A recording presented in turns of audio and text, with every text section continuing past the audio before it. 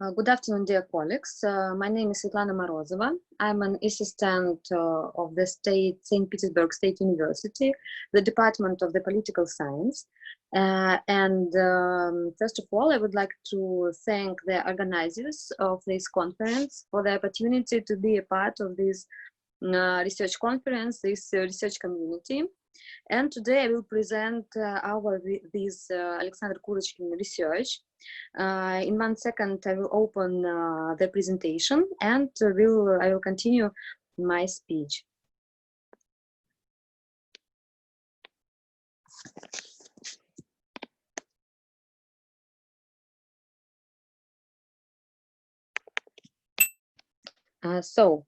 Our research networks as a driver of national innovative system development.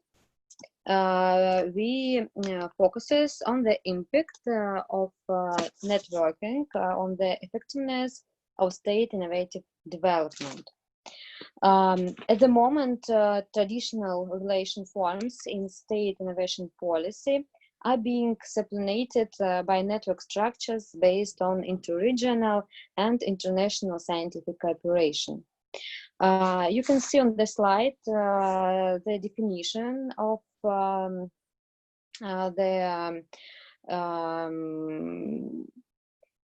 network category in innovation. So it is a polycentered set of independent subjects of innovative activity combined by communication links and resource flows, providing technology transfer through the exchange of resources and or diffusion of innovations contributing to the emergence of a network effect as a consequence of the economic effect of increasing returns.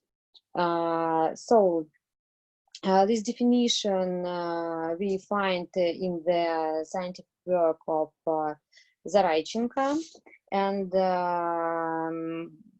we find this definition very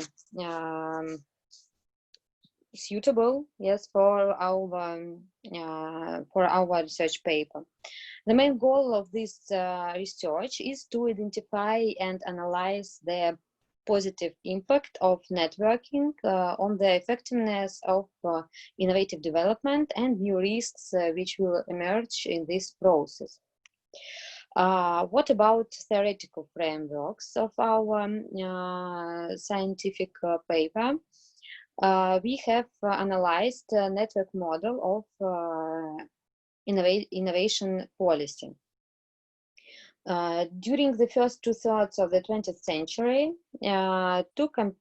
two approaches dominated the system of ideas about innovation and its role in economic development. The first can be conditionally defined as an approach based on the driving force of market demand, recognized as the main catalyst of technological innovations. Market dynamics respectively determine the sectoral structure of innovation activity. The second approach, as you can see on the slide, can be defined as the dependence of technological development on innovative momentum. It determines the decisive role in the innovation process, not of market conditions, but of individual innovators, scientists, entrepreneurs, and so on.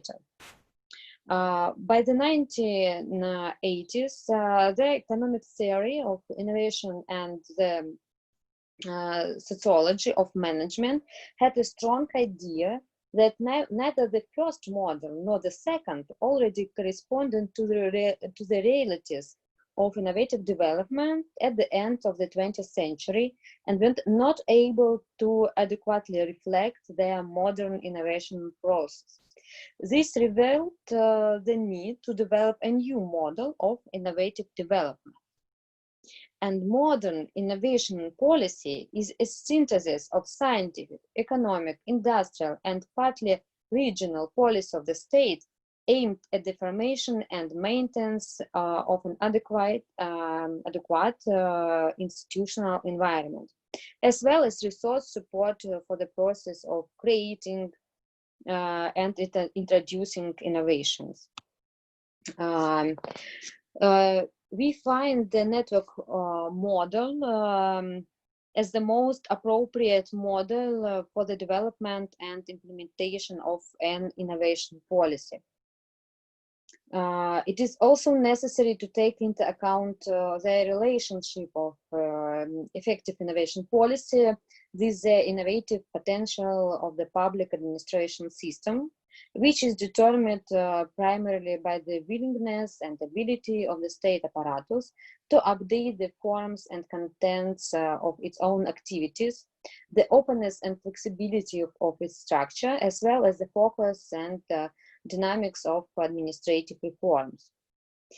So the network model of innovation policy implies, you can see it also on the slide, freedom of communication and the availability of flexible management structures, openness of the process of developing innovative policies for all interested actors, definition of a clear institutional framework for interactions within the innovation system, and the proactive position of the state in the innovation system.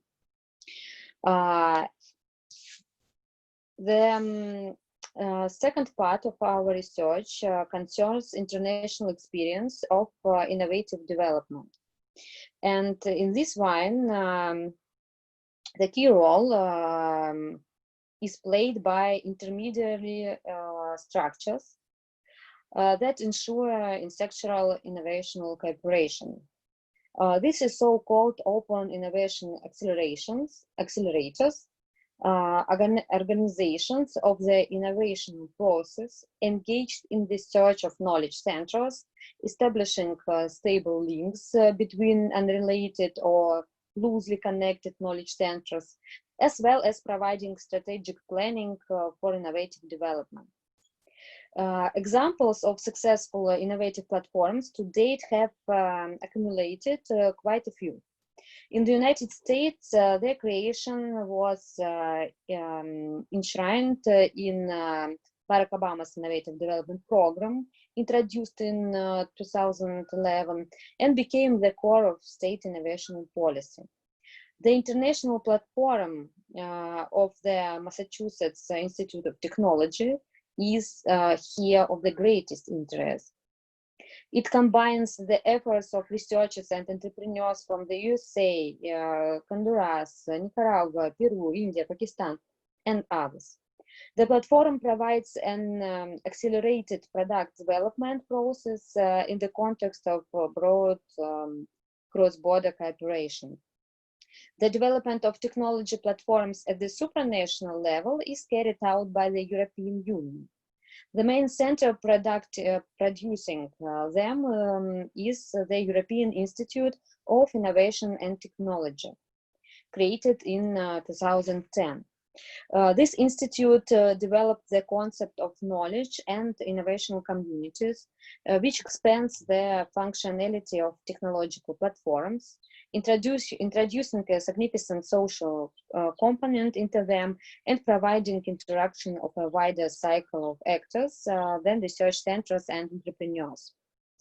Since 2010, this institute has launched 8 innovation communities. Thus, innovation communities are Europe's, if not the world's, largest innovational network. You can see also on the slide examples of multinational companies that actively use open innovation. So next we will present, here you can see it in on the table, the author's approach to the analysis of international experience in innovative development. The classification is close to the typification of various forms of information economy implementation highlighted by customs. The first model is North American. This obvious US dominance. The second is North European, whose leaders are Sweden, Finland, and Germany. and also has taken over the past 10 years a number of leading positions in the development of science-intensive in the industries, Estonia. And finally, the third, East Asian, where Singapore, South Korea, and Japan are dominant. So this table presents each of these models, and you also can see here specific characteristics of each model. But we have not so much time. That's why we will continue the last the last part of our research, which concerns Russian contribution to global innovation process. It should be noticed that the main participants in the Russia's innovation process are, as you can see, companies with state participation, territorial clusters, technology platforms, development institutions. The main subjects of innovation in Russia are business incubators, technology parks, technology transfer centers, collective use centers. An innovative ranking of Russian regions is led by St. Petersburg, Moscow, Nizhny Novgorod, the Republic of Tatarstan, and Tomsk Oblast. In Russia, there are currently trends towards the formation of innovation networks, including the participation of national enterprises and organizations in global innovation networks.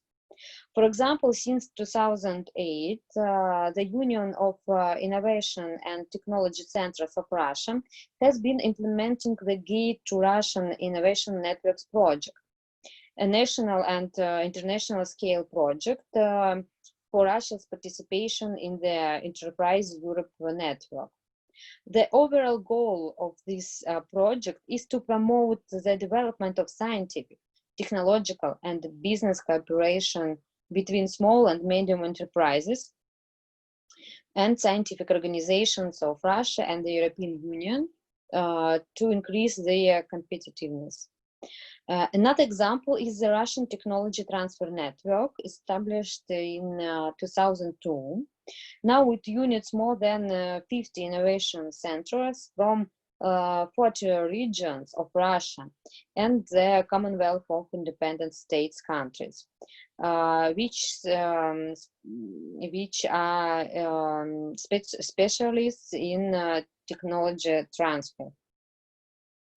Nonetheless, the use of open innovation tools in Russia hasn't yet received a systemic spread despite the available individual examples.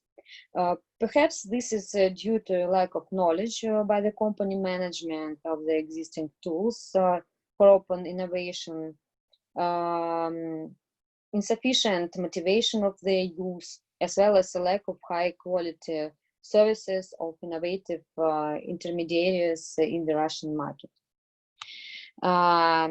What about our conclusions? Having considered the main global trends of innovative development and their reflection through the experience of implementing macro-regional models, we have formulated several conclusions. The presence of relatively stable trajectories of innovative development on a global macro-regional scale impedes the universalization of innovation management methods and technologies on a global scale. At the same time, without exception, all national economies and macro regions are subject to general global trends determined primarily by the effects of new globalization and the fourth industrial revolution, and therefore are forced to look for effective answers to the challenges they generate.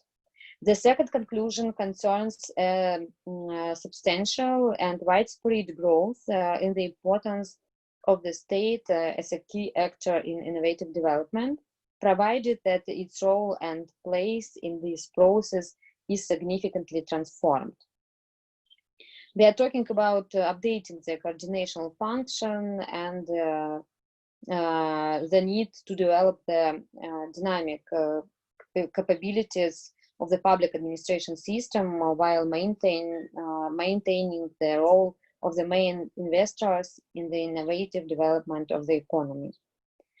The analysis of successful international experience also allowed us to formulate the necessary measures for effective implementation of the innovative development concept in Russia.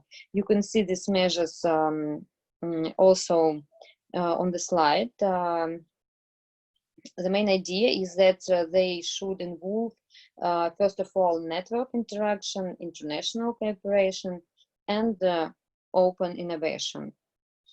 And the last